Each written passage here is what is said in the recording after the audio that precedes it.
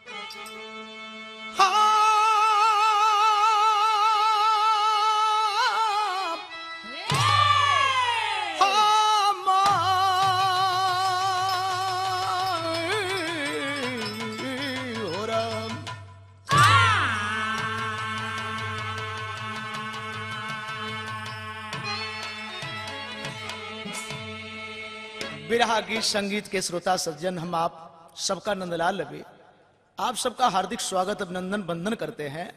और आप सबके बीच में एक विचित्र सा ये प्रसंग भेज रहा हूं। मुझे पूर्ण विश्वास है आपको ये भरपूर आनंद देगा। और ये कैसा प्रसंग है साथियों, यहीं से प्रसंग की शुरुआत करते हैं।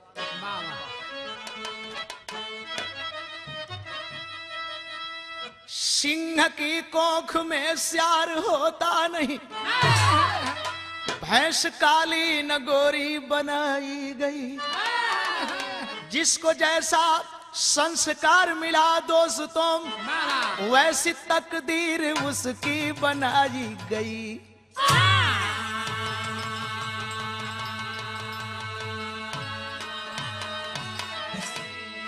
बिना बुद्धि श्रद्धा अब विफल हो गई, श्रद्धा बिल बुद्धि है पत्थर कहाई। सेवा में मेवा कहीं सारी दुनिया, कहीं सेवा स्वामी की दुर्गत कराई।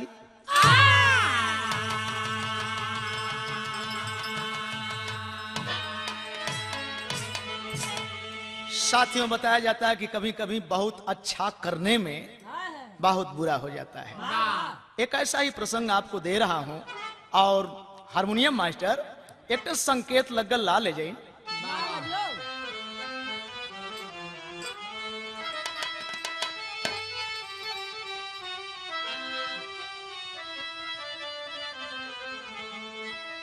अच्छा, तो कुल यानी जमाने हुआ। कितना सुंदर बात कवि जी लिखलन। अरे अब की चेता चेत भूलैलू, अब की चेता चेत भूलैलू। अरे गोरिया चढ़ल जवानी में, ऐसे मचल मचल के चलबू लग जाए आगी पानी में। मचल मचल के चलबू ऐसे ऐसे मचल मचल के चलबू। लेकिन विरहा में कितना सुंदर भाव कवि जी देलन कि गुरु से बढ़ के ना कोई जग में, अरे गुरु से बढ़ के ना कोई जग में। अरे चरण में काबा काशी है, माया के संसार में यारो सतगुरु ही विश्वासी है। संसार में यारो, माया के संसार में यारो, माया के संसार में यारो। अच्छा, तेजन से बिरहा की स्टोरी का शुरुआत हो। कहां शुरुआत हो?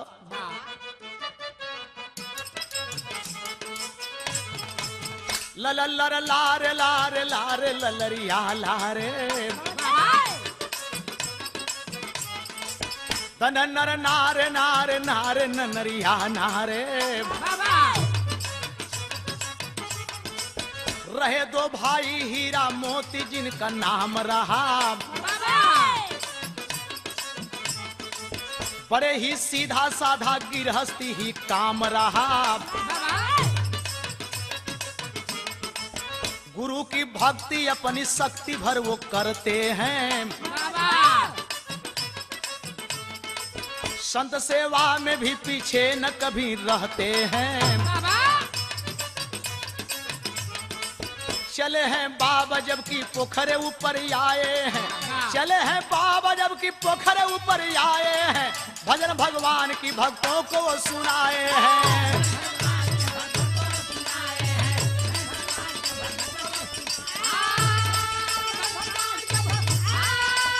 या लाल भजन भगवान की।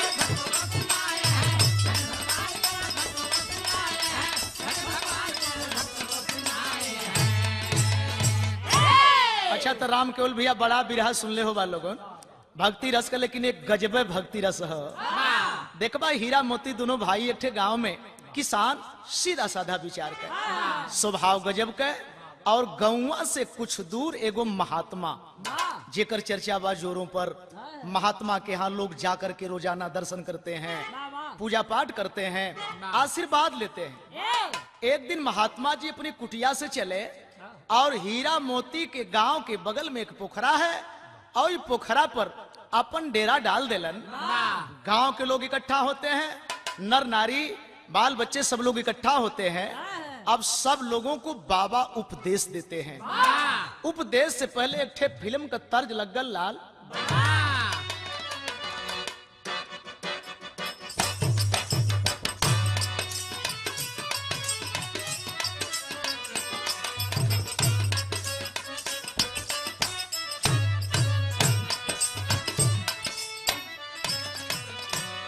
सलमा को मिल गए बलमा, सलमा हमको छोड़ चली।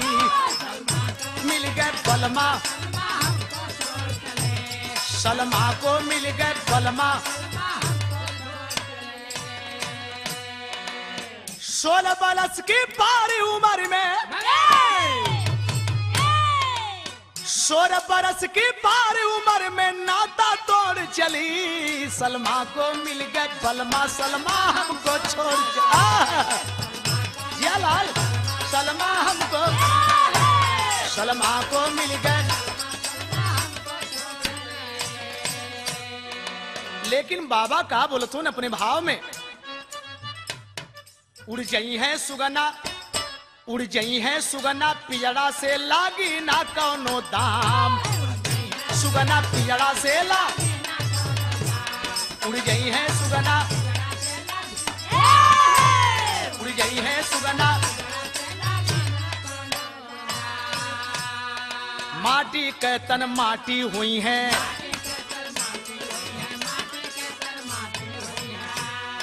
लख 84 घूम गवई है।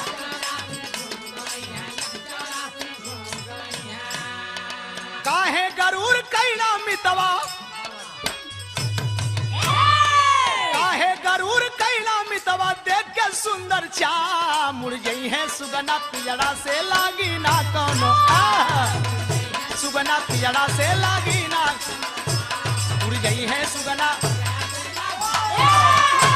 उड़ गई है सुगना। बाबा की भजन, बाबा को उपदेश सुन करके गांव के लोग जब भजन बंद होती है, बाबा उपदेश देना बंद करते हैं, तो सब लोग अपने अपने घर को जाते हैं। लेकिन हीरा मोती दोनों भाई जो रहलन, वो अपने घरे न जाके बाबा की जाके करीब में बैठलन और बैठ के देखबा अपन बात बतौलन। अब बात बतौले से पहले एक ठे तर्ज बा, ए रन्नू हम तो संतय निकल गईली, लेकिन देखते हैं कि दोनों लोग घटी उठावत हुआ। ढेर गवैया फायदा में हो गई है, लेकिन तो लोग घटी उठावत हुआ। कथुआ घटी,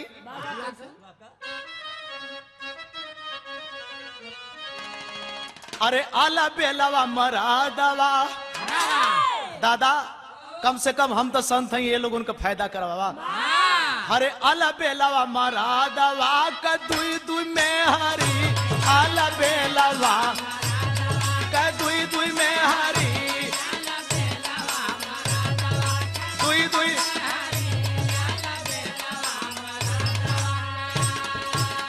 काहे बदे? अरे एगो कुटी पिसिरी नहीं, एगो टांग रगरी, आला बेलावा मरादवा का दुई दुई में हरी। फायदा ना आला बेल।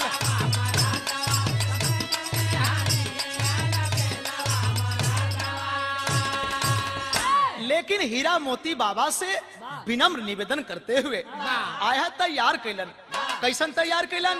अरे हीरा मोती लेके बाबा जी के, हीरा मोती लेके बाबा जी के अइले बखरी। हीरा मोती लेके बाबा जी के, हीरा मोती।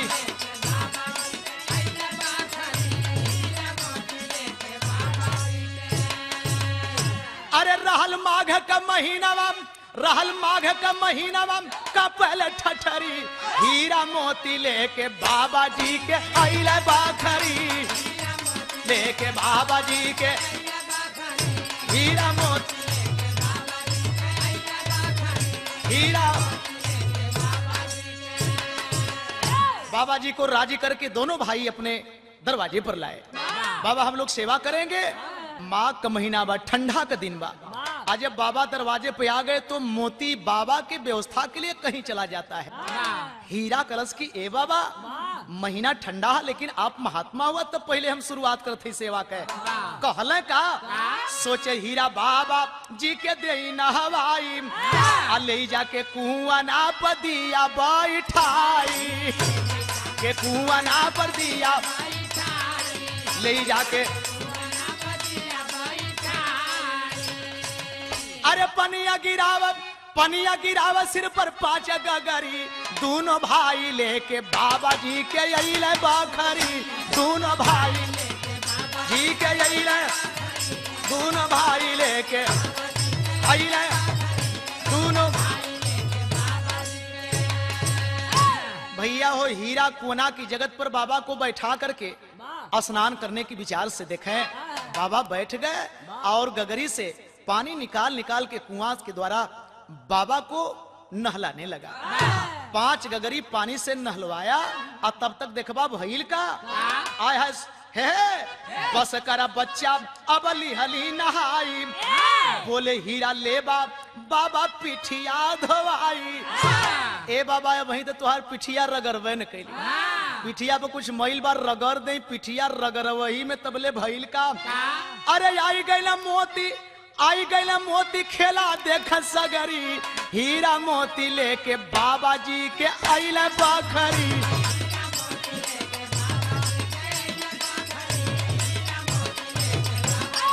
अइले बखरी हीरा मोती।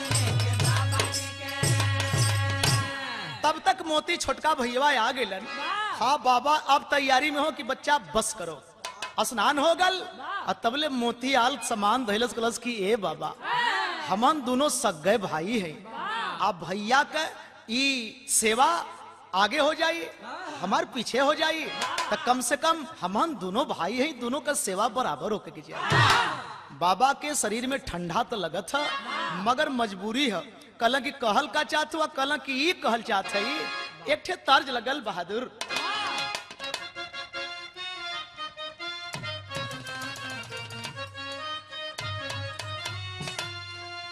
कौनो जवान मेहरारू अपने जवानी के देखा मौसम में अपने पति के कलश की सुना।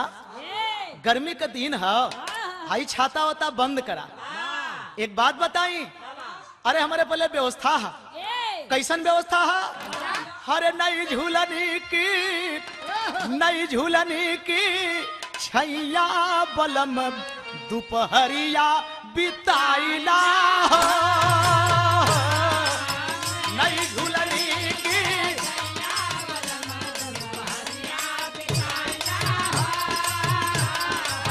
नई झूलनी की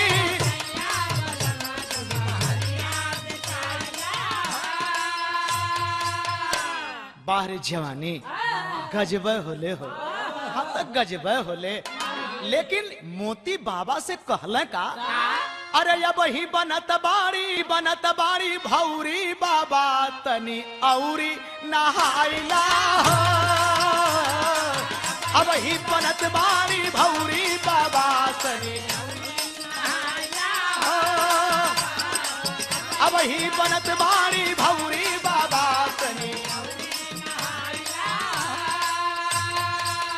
जल्दी में जाएगे का करबा, वही व्यवस्था हम करत सही, तनी सा हमरो सेवा स्वीकार कैला।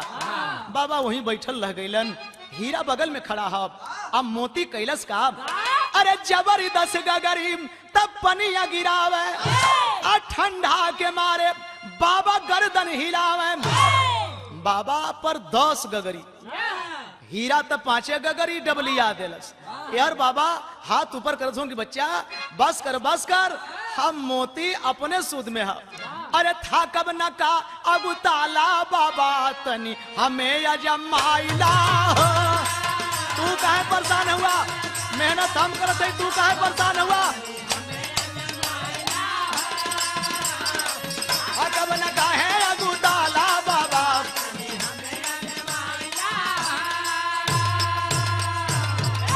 हीरा कलश के रे ई छोटा हम बड़ हैं, आज हमरे सम्मान का ख्याल है ना। तो एक काम है, जब तो के डकवही के है तो एक काम कर कि तहू डोर गगरी उठा ले, हम डोर गगरी उठा लेते आ देखल जा कि तोरे कितना जान है, हमरे कितना जान है। अब बाबा पर दुनों का ध्यान ना बा, कैले सब काम है। अरे हीरा देखा ममिला गईल गरुआई, हमसे 5 गगरी इत्याल डकाई, कहे दोनों गिरावे लगल पनिया बाबा मला मनिया बचाला। दोनों गिरावे लगल पनिया, दोनों गिरावे लगल पनिया बाबा।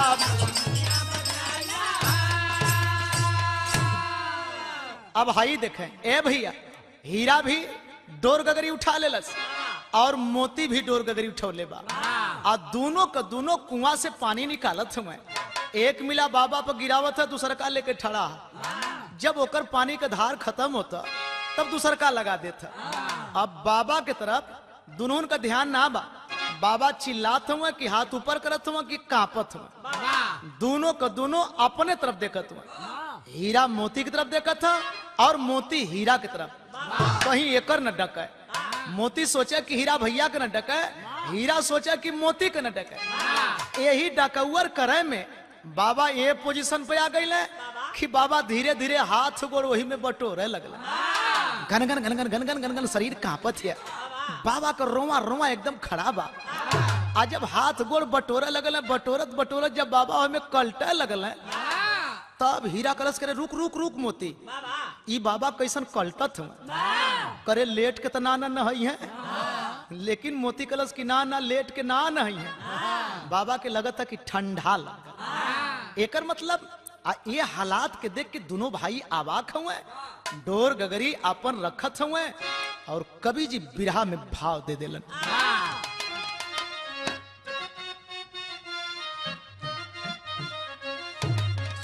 बाबा का पोजीशन का बा इहे तो कवि जी लिखलन। अरे सरदी से कंठी माला हिल गयल कि मोर रामा हो राम, सरदी से कंठी माला हिल गयल। अरे तब बाबा लगे चिल्लाने छोड़ा गुंडा गर्दी, अब गर्दी ना हो गर्दी।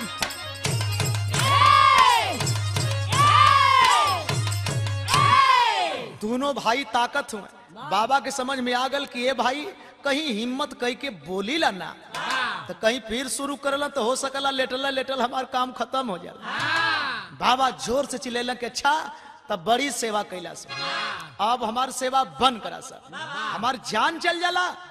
हीरा कलश की ओ मोती लगत है कि बाबा के ठंडा लग गल। एक काम कर कि आज बाबा के हमन ऐसे न सेवा कैल जाए, आज से बाबा के हमन बांट के आधा आधा सेवा कैल जाए। दोनों भाई कैले का है एक ठे तर्ज लग गया।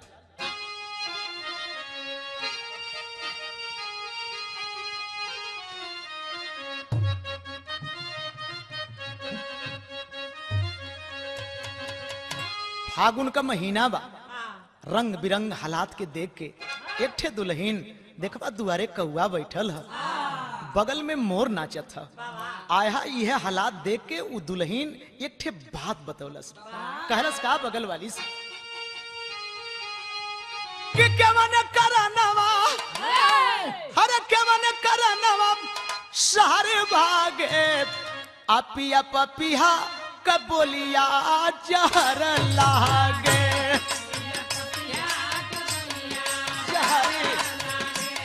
पिया पपिहा का बोलिया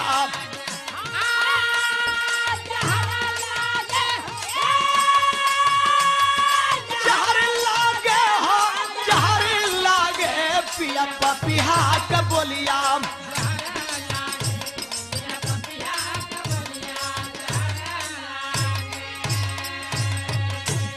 न तो कागा का बोली अच्छा लगत है, न तो मोर का नाच अच्छा लगत है, न पपिहरा कोयल का बोली अच्छा लगत। आय हाय दुल्हन कई सोच बा, ओकर तकलीफ बा, लेकिन दोनों भाई आखिरकार कुआं के जगत से बाबा के उठौलन।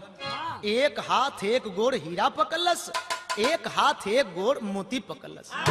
दोनों को दोनों उठा के ले जाके चरपाई पे लेटौले और हीरा कलश की मोती ऐसा है कि आज के बाद हमहन बाबा का अपने अपने बाबा का सेवा कर जाए। लेकिन कैसे अपने अपने बाबा का सेवा कर जाए? बाबा तो एक हुए, दोनों भैया कैले का हरे बटा गईले हम, हरे बटा गईले हम, बटा गईले आ दोनों भाई में बाबा बटाई गईले, भाई में बाबा, दोनों भाई में बाबा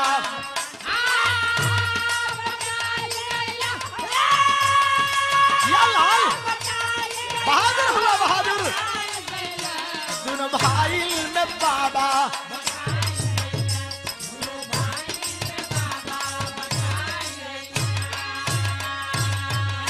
हीरा कलश की आधा हमार रही है, आधा तोड़ रही हैं। ऐसे आखिरकार आधा रही हैं कैसे? ये बते कि साझे का सुई सेंगरवा पजाले, अरे कौड़ी का भाव जमीनिया बिकाले, का भाव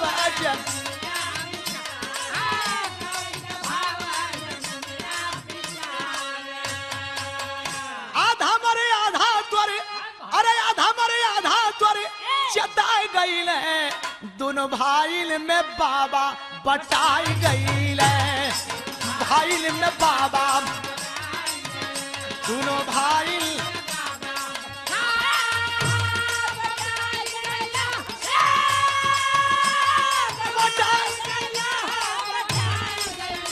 दोनों भाई में बाबा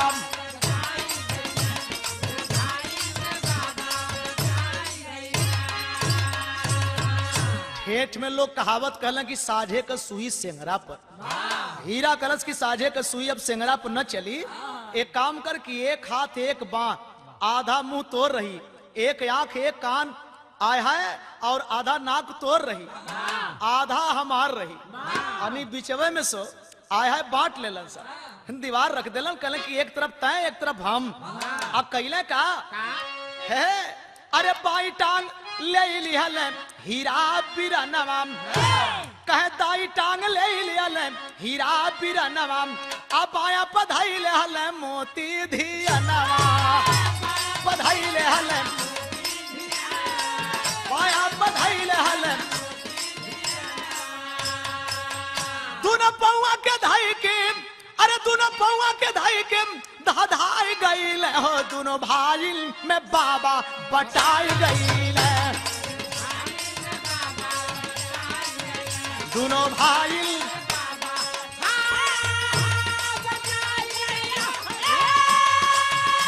बहादुर हुआ, लाल बहादुर हुआ,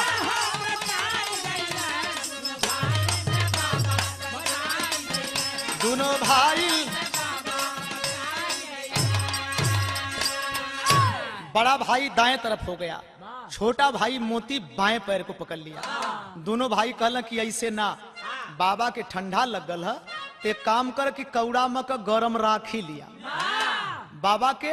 अब दोनों को दोनों गोबरी करे के शुरू कर दिया, कहला कि बाबा के बढ़िया से लेवर के मालिश कर दे। आय है दोनों भाई कौड़ा में का गरम राखी लिए आ लिया के रखिया, बाबा के रगड़े लगल। आज जब एक एक टंगरी पकड़ के रगड़े लगल, बाबा के शरीर में धीरे धीरे कुछ फुर्ती आई। आज जब यहाँ खुलल तो बाबा ताकत हों दोनों के तरफ। एक बार बाबा फिर पुनः खुश होत हवन। आज जब खुश भइले तो खुश भइले से पहले एगो मेहरारू यतना खुश बा, यतना खुश बा, ये दादा अपने पति से अपने आदमी से कुछ मांगत बा, मारे खुशी में मांगत बा। का मंगलस?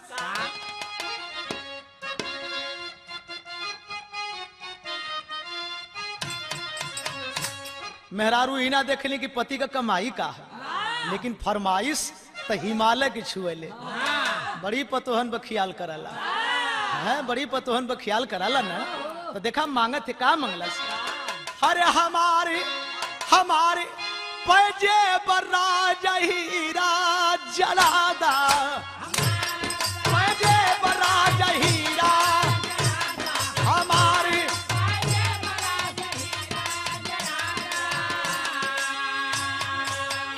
अरे झूलनी पौड़नी झूलनी पौड़नी अरे जहाजिया लगादा, हमारे पैजे बर्रा जहीरा जलादा, पैजे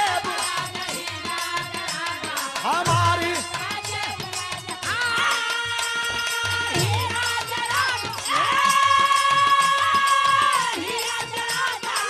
हीरा जलादा हीरा।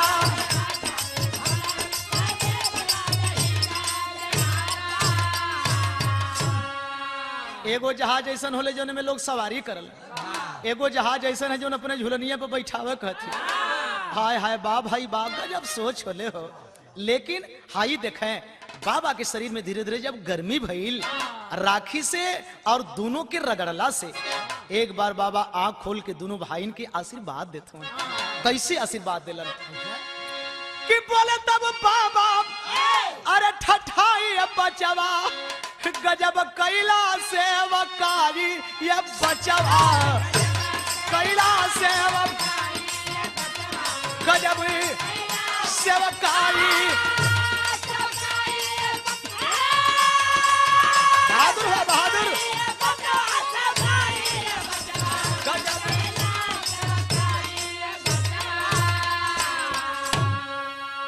बाबा का उमंग, बाबा का खुशी देख के हीरा अब प्रफुल्लित हो कि बाबा अब ठीक हो गइलन। लेकिन भइल का, हंस करके हीरा कहने लागे बतिया, अब ही ना भइली बाबा पूरा गतिया, भइली पूरा गतिया।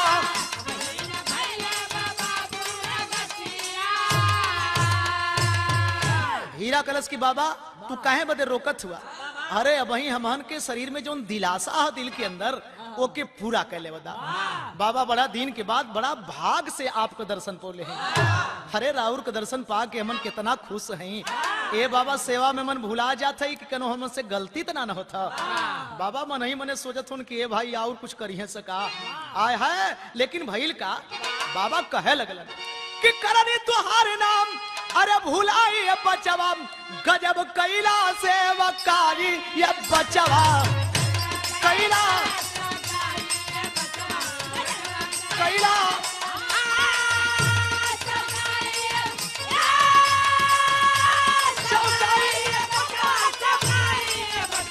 गजब।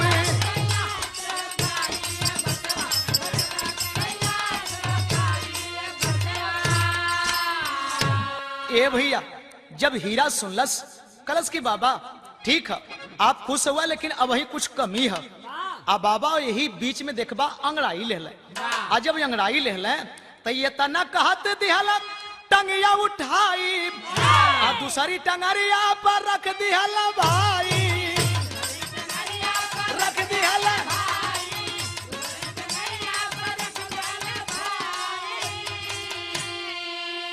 दूसरी टंगरिया पर दिहला चढ़ाई।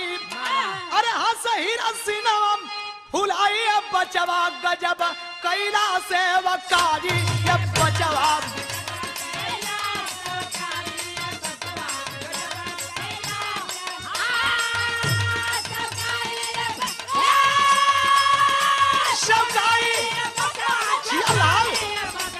गजब सेवकारी।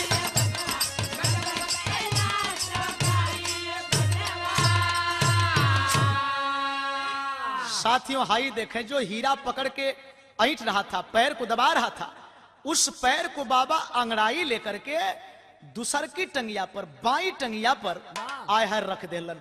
जब ऐसे अंगड़ाई लेके रखल तो हीरा चरपहिया पर से कूद के दूर हो गल।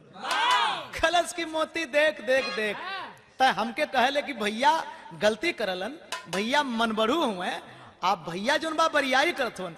अरे हम बरियाई ना करत हई, देख समनवा देख मतलब का रहल।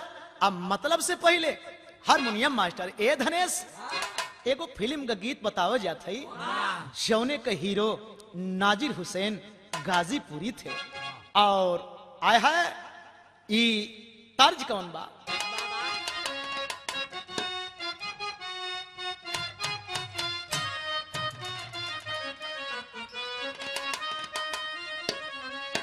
हंस के जो बोला तू एक बेरिया हम मरी मरी जाई तोहार क्रिया,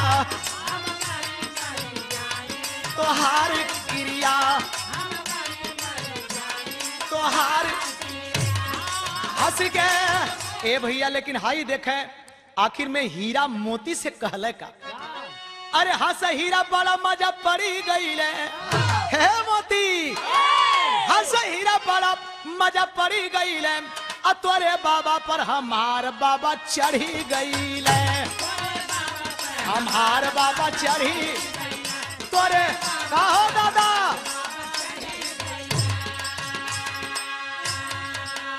देख हमार दोस्त दे लेना, हमार बाबा तोरे बाबा पर चढ़ल हुए, जवन टंगरिया बाबा अंगड़ाई लेके ईंट के दूसरकी पर रखल है। आय हाय हीरा वाली टंगरिया जोन बा बाबा के जोन धई के दबावत रहल, उ मोती वाली जोन दबावत बा वो पर रख देलन। हीरा यह कलस ना कि तोरे बाबा पर मार बाबा चढ़ल हुए। आज जब मोती सुनलस खलस की बा भाई बाबा भले कमजोर पड़े लेकिन हीरा भैया हम तो से कमजोर ना हई। कह देख करी के मोती गया गरमाई, अरे धई के पैरिया दिया तड़तड़ाई, दिया तड़तड़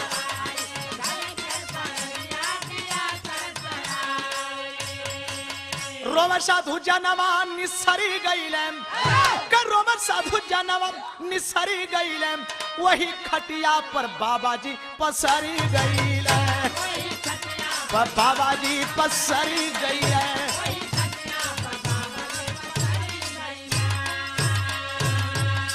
मोती कलश की हमरे बाबा के एकर बाबा चढ़ल हुए, हमारे बाबा के एकर बाबा तो बावत हुए, इहो हमसे 20 मनावत एकर बाबो यहू के ना 20 होखा देम, मैं तो एकरे बाबा के अपने बाबा से 20 होखा देम। आज जौने पैरिया के बाबा ऊपरा रखले ना धाई के पैरिया ऐंठ देलस, खलस की हमरे बाबा के हलुक समझ के दबईबा।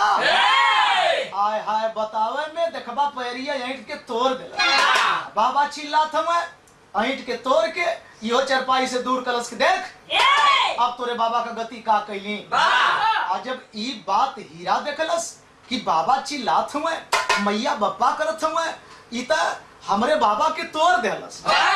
हीरा कलश के अरे बाबा तू हमके का बुझत हुआ कि हम ऐसे कमजोर हई, हम बतावत हई। तर्ज लगल भाई बहन बड़ा प्यार से एक मौके पर गावले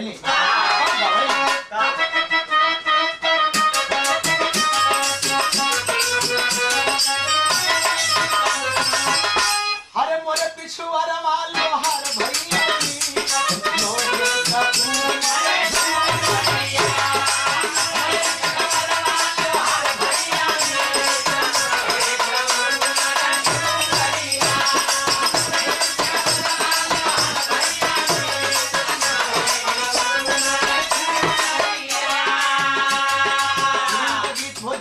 पुरान हो जाएगा, मारे अपने धरती के अपने माटी के गीत कम हो जाना भाई। रोवेला साधु पायल गई तू, रोवेला साधु पायल गई तू, ई का तू करेला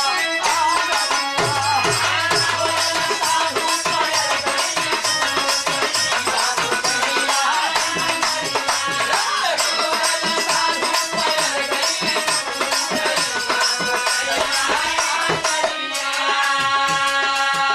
गई बाप बाबा चिल्लात हो की सेवा कितन नीक सेवा कैलस के हमार बोलवे तोड़ देलस। हीरा कहे बाबा जा तू चुपाई एकर बदलवा हम या बैठ चुकाई, एकर बदलवा हम बैठ चुकाई, एकर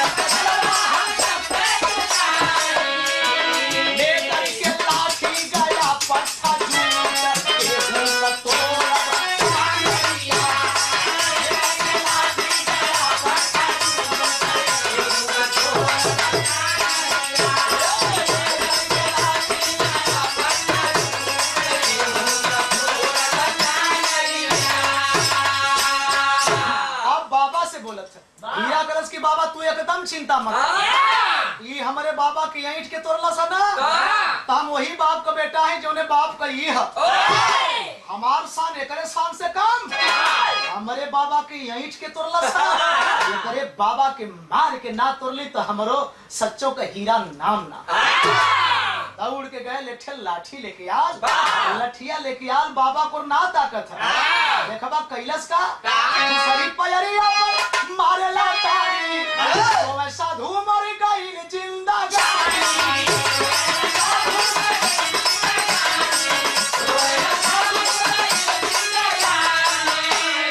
अरे खटिया के नीचे बाबा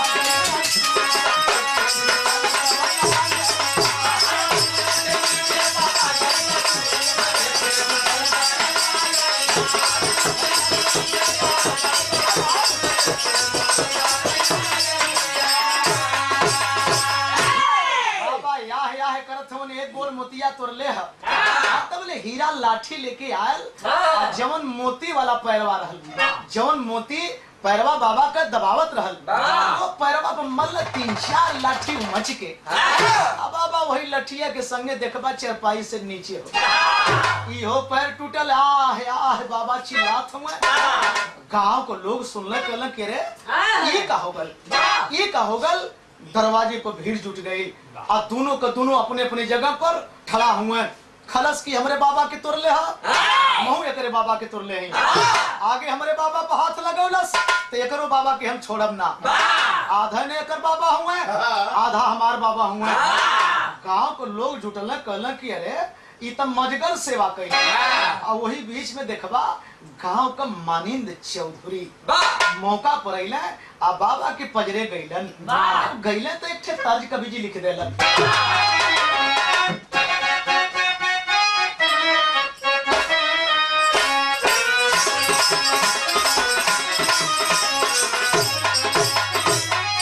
कोनो दुल्हन कल्पत बा, हाय हाय पति परदेसी बा, लेकिन काहे बदे कल्पत है। अरे गवना करावला ये पिया घर,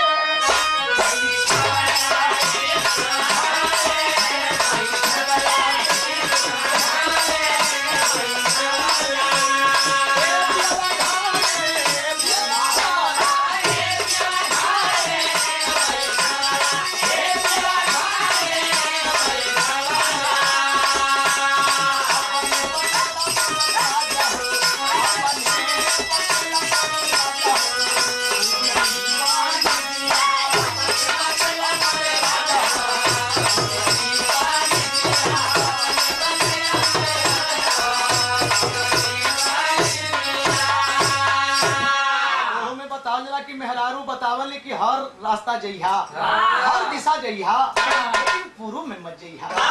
काहे बदे बड़ा बड़ा भाव एक अंदर हा। लेकिन चौधरी दादा जब अइले, गांव के लोग शांत है कि भाई चौधरी आए कुछ बोलेंगे। बाबा के नजदीकी जाके कहले का, अरे कहला चौधरी बाबा माया बात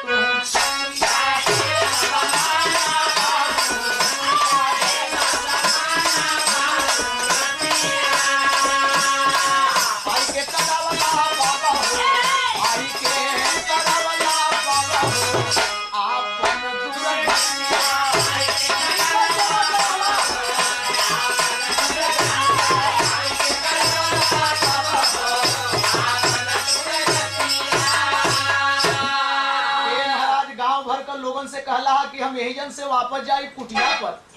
आप कैसे हिरवा मोतिया के जाल में फंस गईला, नीके सेवा कैला इतना ना। हर रसिया मंगावला ये बाबू गोरावा बनवाला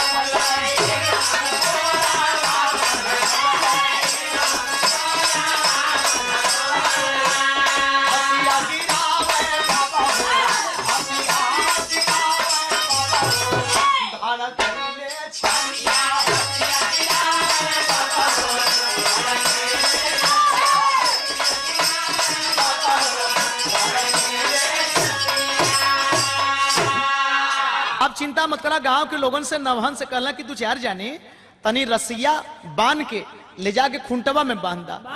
वह दू तरफ खुंटा में बनोले यार कहला कि बाबा के कुछ लोग पकड़ ले रहा, कुछ लोग बाबा के गोड़ की तरफ पकड़ ले हुए, बीचे में बैठल हुए आय है यार। कुछ लोग दोनों तरफ रस्सी पकड़ के कहला कि अब हम बतावत है का बतावे चल रहे।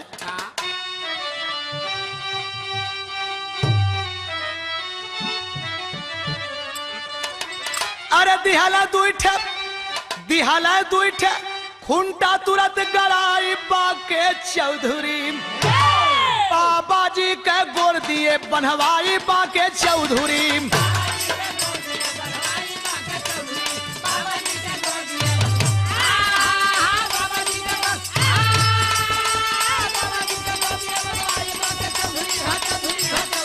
बाबा जी के गोड़ दिए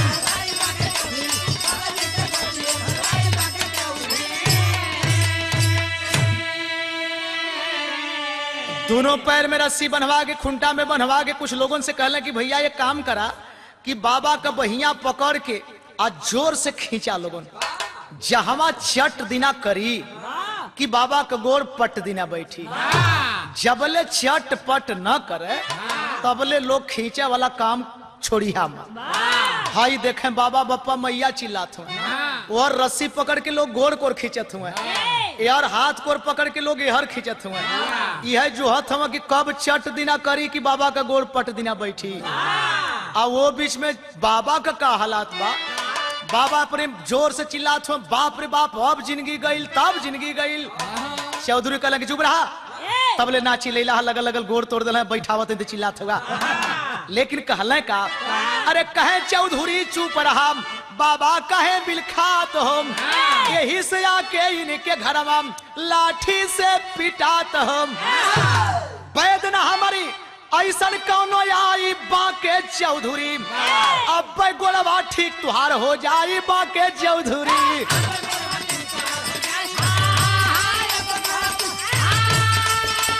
अब गोलवा ठीक तुहार हो जाई बाके चौधरी हो चौधरी हो चौधरी।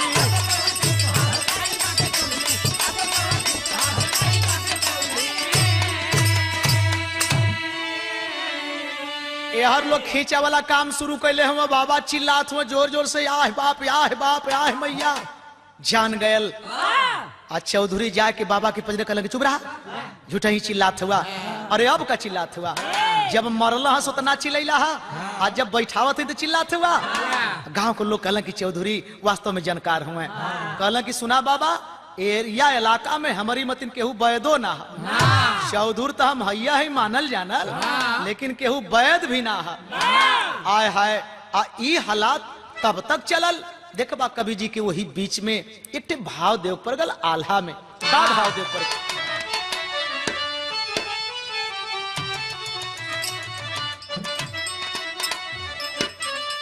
कि चांदी और सोना जहां, अरे ये भाव बीचल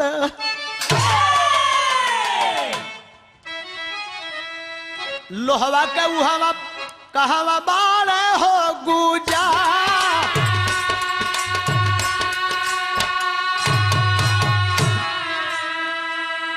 अय्या के प्रधान डांटल लगल चौधरी के,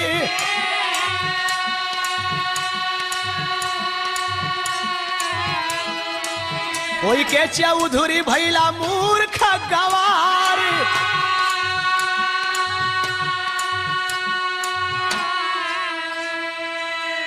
अब वही खींचा वाला काम बंद ना भल तबले प्रधान जी गांव का आ गए। गाने के भाव पर जरा सा ध्यान देंगे आप लोग, बड़ा भक्ति रस का विराज सुन ले हुआ। हाई दादा के देख रेख में कैसन भक्ति है। आया गांव का प्रधान जी कहला कि का हो गांव भर तो के चौधरी बनौला से यही ढंग का चौधरी हुआ। देखत हुआ बाबा का हालात का है, गोड़ बैठा था कि जगह जगह से बाबा और बढ़ल जाता, रबड़ मतिन बाबा बढ़ गई। आया है चौधरी छोड़ के हट गए। गांव को लोग कहला कि रे भाई हमहन का कहल जा, गांव में एक ठे बढ़िया आदमी तू बड़ा, एक ठे बढ़िया आदमी ही बड़ा, बाकी तो सब हम लोग निगुड़े हैं। ये चौधरी ठहरला तू प्रधान ठहरला। कहल के अच्छा तो छोड़ा लोगन, अब हम बतावत है बाबा ऐसे घींचले से ना ठीक हुई है। बाबा ठीक कैसे हुई है? अरे गईले प्रधान तब डॉक्टर के भवानावा,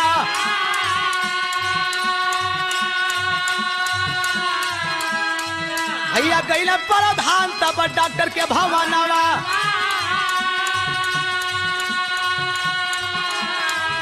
अरे शीशिया में दवा ये कल्ला सरकार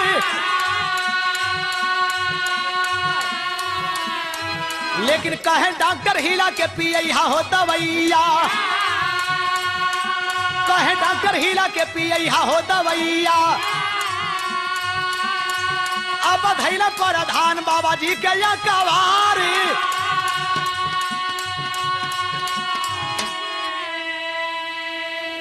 प्रधान जी डॉक्टर साहब के पास गए डॉक्टर साहब से सारी स्थिति बतौले ये महाराज जल्दी करा दवाई दा जल्दी करा दवाई दा चला संगे डॉक्टर साहब जब जान गए तो कहल कि वो गैल तो ठीक ना बा ऐसे बढ़िया बा कि ये महाराज जल्दी करा हमके कहीं जाए कि बा दूसर मरीज का हम बयाना ले ले है एक काम हो कि हाई सीसी में दवाई दे थई ले जा हिला के बाबा के पिया दिया प्रधान जी मन में मने सोचत आवत हुए दवैया हिलावे के ह कि बाबा के हिलावे के ह आज जब बाबा के पजरेला तो प्रधान जी सोचला कि ओ दवैया हिलावले से का फायदा हो डॉक्टर साहब खुदा घोर के देले हुए बाबा के हिलावल जाई इनका नसिया अगर टेघर जाई तो दवैया सट सट पास कर जाई कैले का अरे त झोरा लगल मुड़िया पकड़ के बाबा के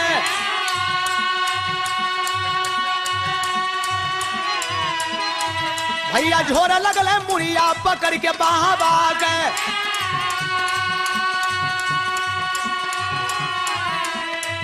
अरे झोरता बाबा कल गए मार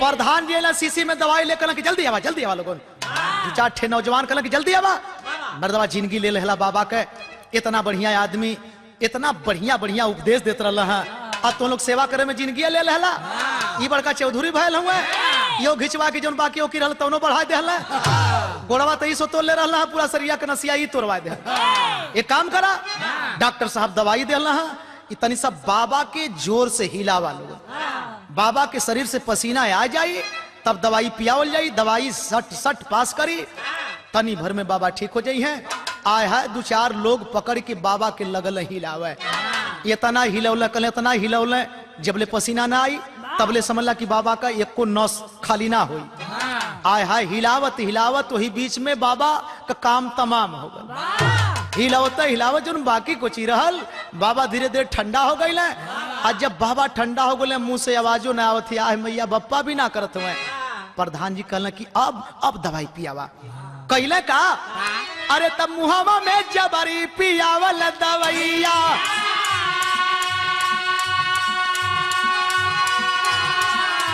भैया मुहावा में जबरी पियावल दवैया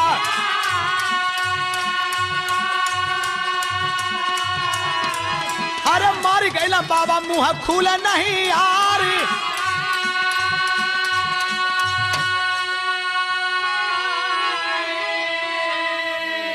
मुंह खोल के दोनों जबड़वा चार के लोग मुहवा में शीशिया का दवैया ढकेल के पियावे बाबा जियत रहे तब न दवाई भीतर जाए वो दवैया बहरे बहले आवत आ जब दवैया बहरे बहले आवत तब कहे प्रधान कम भैली ना दरदिया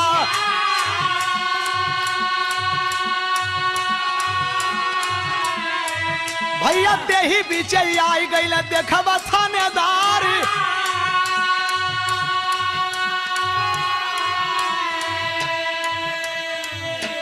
आई देखें दवाई पियावत तो दवाई बहरे भइल जाते कुछ भीतर गई प्रधान जी कहला कि बारे डॉक्टर साहब बा दवाई मुंहे तर लगावत इनकर देखत हुआ सारी तकलीफ खत्म लगत है कि गोड़वो बैठ गल शरीरियो ठीक है एकदम शांत हुए अब आराम में हुए एक काम हो कि बाबा की आराम करा दा लोगन तुम लोग चुपचाप बैठा केहू जाने छुइहा मत तबले संजोग से कहवा से दरोगा जी अगेला एगो होमगार्ड के पीछे बैठे मोटरसाइकिल से आ गए जब दरोगा जी हल्ला के देखल ये तमाशा के देखल खल के रे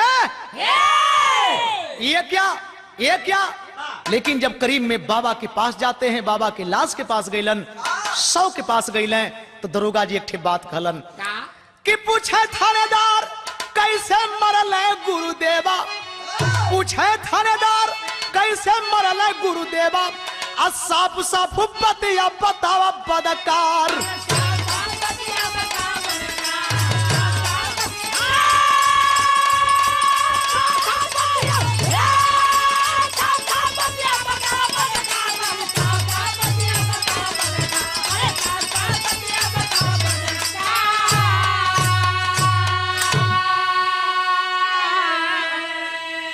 दरोगा जी डंडा ठोकले जमीन पर, कहले कि ये बताओ साधु का जान कैसे गया, किसने मारा साधु को।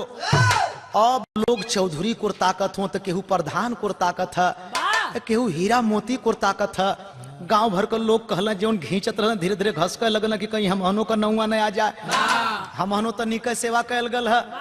आय हाय चौधरी एक और शांत, प्रधान जी एक और शांत, सीसी ले लही प्रधान जी खड़ा हुए, कुछ दवाई वही सीसी में बा। तबले चौधरी महाराज एक और शांत हुए, ताकत उनकी हीरा मोती बतावे। हीरा मोती सोचे कि प्रधान बतावे, प्रधान सोचे कि डॉक्टर बतावे। कहला कि आखिरकार बाबा आए कैसे। हीरा मोती दोनों को दोनों हाथ जोड़ के गिड़गिड़ाता कहला कि ये सरकार हम बाबा के पोखरा पर से लिया गल है। कहला कि ठीक है पोखरा पर से लाए हो, तो आखिरकार बाबा जिंदा रहे कि मरे थे वहां से। कहला कि नहीं महाराज जियत रहले, बड़ा ढंग से अले। कहला कि तो फिर मार कैसे गए।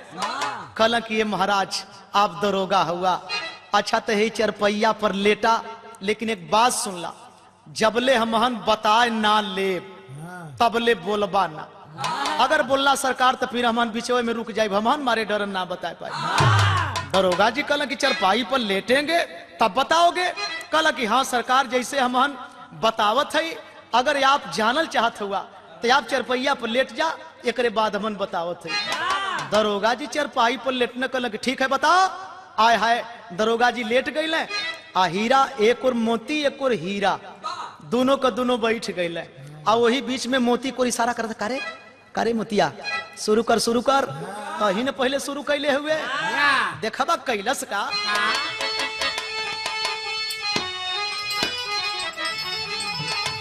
अरे थानेदार का मोती तब पकड़ल पैरवा, कहा इसे तोरली सरकार हम साधु का गोड़ावा।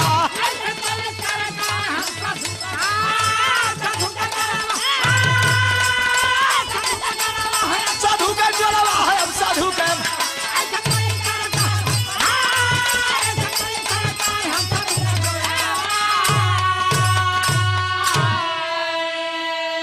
आय हाय गौर करेंगे, दहिनी वाली टंगरिया पकड़ के मोती जोर से यहीं थी देहला से। आहे आहे दरोगा जी कहला ये क्या, ये कहला के चुप रहा सरकार, एकदम बोलिया मत, एकदम बोलिया मत। सरकार बोलला तो फिर हम ना बता पावल जाई। सारी जनता तमाशा देखत या, बतवही में एगो पैर ऐंठ के तोड़ देलस। आ तब तक दौड़ल हीरा गल कहला सरकार रुक जा, हमार नंबर एकरे बाद है। आ दौरी के हीरा मारल लठिया के तानी, ऐसे करे बाबा जी के तोड़ली हम ज्ञानी।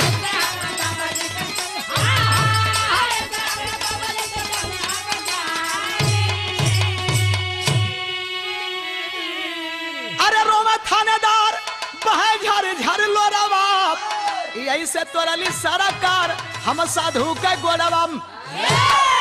लाठी उठाए के मल्ल 3-4 लाठी दरोगो जी कलट गए चरपाई के नीचे। आ तब तक अब रुके काहे के, चौधरी का नंबर लगल। आ दोनों पैर में रस्सी दिहलन, चौधरी लगाई, आ हाथवा पकड़ के खींचे लगल गरमाई।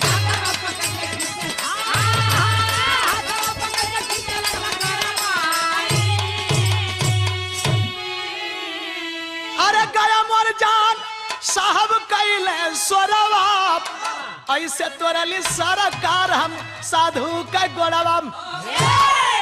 दोनों पैर में एकरे बाद चौधरी का नंबर आगल कल सरकार, बस एकरे बाद हम ही हई।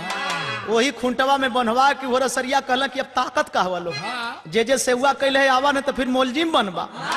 आवा दरोगा जी के बतावा, अब बतावही में घिंचावल शुरू कर दिल। आ घिंचत घिंचत जब धीरे धीरे इहो लम्बा होखे लगल, तबले प्रधान जी कहला कि बस बस सरकार आई दवैया बचल हो सकला, तोहरा ही भाग से बचल है। कैले का 80 सिया उठाए के प्रधान तब बतावे, आ गर्दन पकड़ के थानेदार का हिलावे।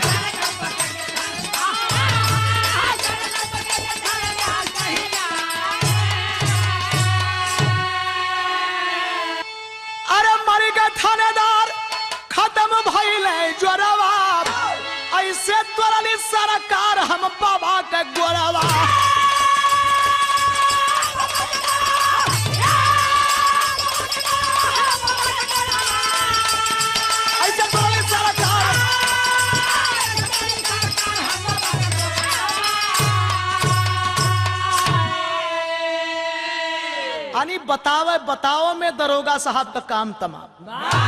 यही से बतावल गल ये बिरहा का शीर्षक एक से बढ़ के एक। आखिरी बंद अपने गुरु घराने का परिचय है। तब गुरु गणेश गुरु रामलाल जी जैसी बहे बयार, विमल चंद्रिका कवि केशव खुद को दीजे उसी में ढार। अरे त सरदी से कंठी माला हिल गयल, सरदी से कंठी माला हिल गयल, राम निवास नंदलाल कुछ काम किया न वर्दी, सर्दी से कंठी माला, सर्दी से कंठी माला।